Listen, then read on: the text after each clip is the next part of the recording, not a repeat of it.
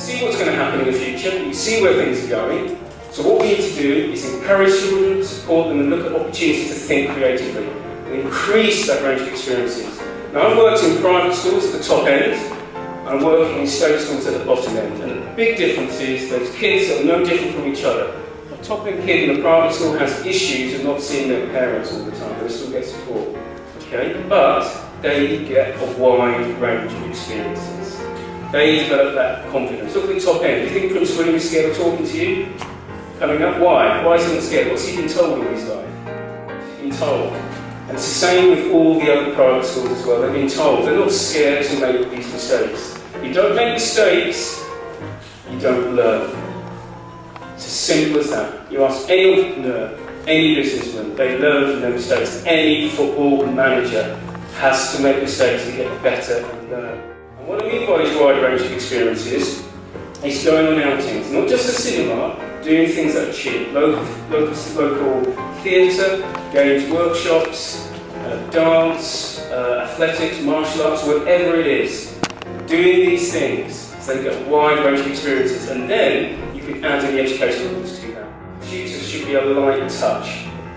We're here to help you progress in a certain way, not to completely take over, to help you. It's your bond with your child.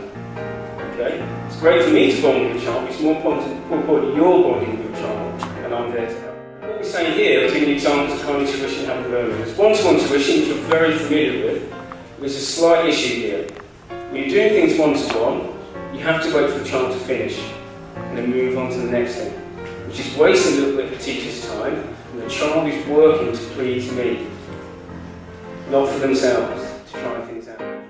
So working towards the answer, not the concepts and processes. A good example, say you're doing targets at school, they're learning in English, they're doing maybe, you just really know about it, but then the teacher has to hit targets. So the child, all he will do, the child will remember certain names and places, but won't remember the themes. They forget it. For example, do you remember your maths tests? You know what pi is? Do you remember pi? What is it?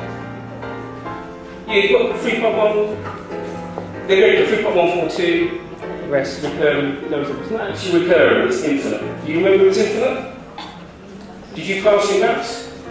You did. Did you pass? Why doesn't you know? Think about this. You haven't done anything wrong at all. Why don't you know? Because it's the concept behind it. The whole idea of pi is telling you the ratio between the circumference and the cross is infinite.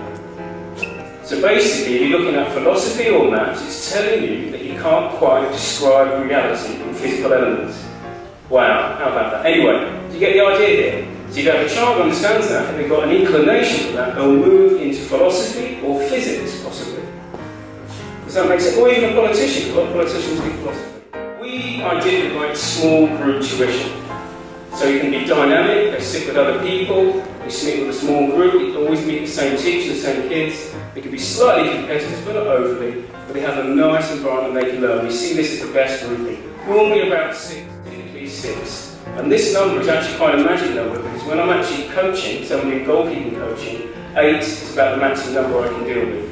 But why have kids go into group tuition 15 to 30 children? You were trying to improve their results, but you put them into the same environment they just come from school. It's no different. Study programs, we don't recommend this to children. It's fine if you're an adult, if you're learning. The child has to, probably online, has to go through worksheets. There's no connection with anybody. It's not helping their imagination. And if you like some of the ideas of free or activities, I should say, if you go to the website, free sheets that you can actually do with your child, with fun activity. And also, he does a lot of English and maths.